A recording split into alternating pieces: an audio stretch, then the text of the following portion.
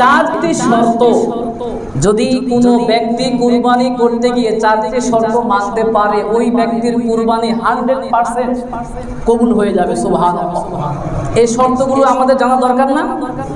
এক নাম্বার হচ্ছে বিশুদ্ধ নিয়ত।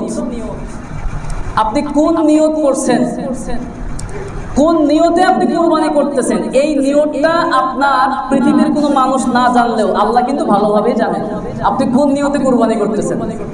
ইন্নামাল আমালু বিন্নিয়াত। যত কর্ম আছে কিসের উপর নির্ভরশীল? নিয়তের উপর। কুরবানি কবুল হওয়ার জন্য এক নাম্বার শর্ত বিশুদ্ধ নিয়ত। শুধু নিয়ত না, বিশুদ্ধ হওয়া লাগবে নিয়ত। আর দুই নাম্বার হচ্ছে ইখলাস, মানে একাগ্রতা। আপনি যে কুরবানিটা করতেছেন মানুষকে দেখানোর জন্য, মাংস খাওয়ার জন্য, নাকি আপনি কুরবানি না করতে পারলে এলাকার মানুষ কি বলবে, সারাটা জীবন তো আমি কুরবানি করে আসতেছি, এবার যদি আমি করতে না পারি মানুষে কি বলবে? তো এই বিষয়গুলোর জন্য আপনি করতেছেন নাকি একমাত্র আল্লাহর জন্য করতেছেন?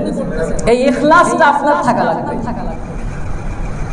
আর নাম্বার 3 হচ্ছে শরীয়ত সম্মত পদ্ধতিতে আপনাকে কুরবানি করতে হবে। শরীয়ত সম্মত নির্ধারিত দিনে নির্ধারিত পশু জবাই করতে হবে।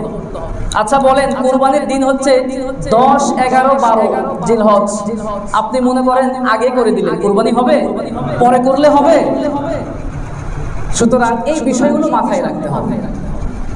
আর চতুর্থ, 4 নাম্বার শর্ত হচ্ছে তাকওয়া থাকা লাগবে। এটা সবচেয়ে গুরুত্বপূর্ণ, কারণ আল্লাহ নিজে কোরআনের মধ্যে ঘোষণা করছেন তোমাদের কোনো কিছুই, তোমাদের রক্ত মাংস কুরবানির পশুর কোনো কিছু আমি আল্লাহর কাছে পৌঁছাই না, একমাত্র একটা জিনিসই পৌঁছায়, সেটা হচ্ছে তাকওয়া। তাকওয়া কি?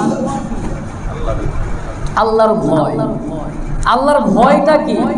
এক কথায় আল্লাহ পাক যা কিছু করতে বলেছেন তার উদ্দেশ্য করা, আর যা কিছু করতে নিষেধ করেছেন তাকে খুশি করার জন্য সেগুলো থেকে বিরত থাকার নাম হচ্ছে তাকওয়া।